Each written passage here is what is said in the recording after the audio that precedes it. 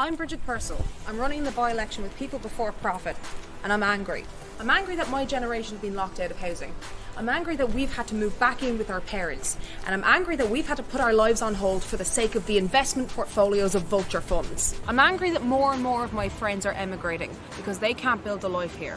I'm angry that those who've been getting us through the pandemic, essential workers, still aren't guaranteed a living wage and sick pay. Student nurses who've put their lives on the line haven't been compensated. Some of us have spent the pandemic on the knife's edge of poverty, while others have reaped in billions.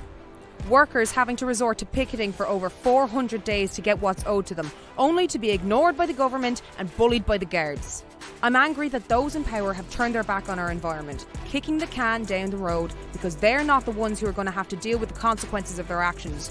We are. I'm angry that the gap between rich and poor grows larger every day. That for many, life is just work and pay rent with no end in sight. I'm angry at the devastating unfairness of it all. For 100 years, we've seen two parties fight for increased wealth for the few while allowing things to fall apart for the many. They've proven time and time again that they are not to be trusted because they don't care. I've spent most of my life in the service industry. I thought I was going to be waitressing and bartending for the rest of my life. My plan was never to get into politics at 25.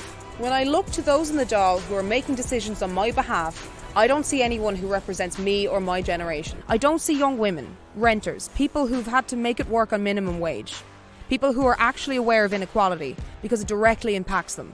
I never thought I'd be doing this, but desperate times call for desperate measures. I got into party politics when I started picketing with the Debenhams workers. Being a retail worker at the time myself, I empathised with their struggle and wanted to support them. That led me to People Before Profit, a party that seeks fairness above all else and achieves that through people power.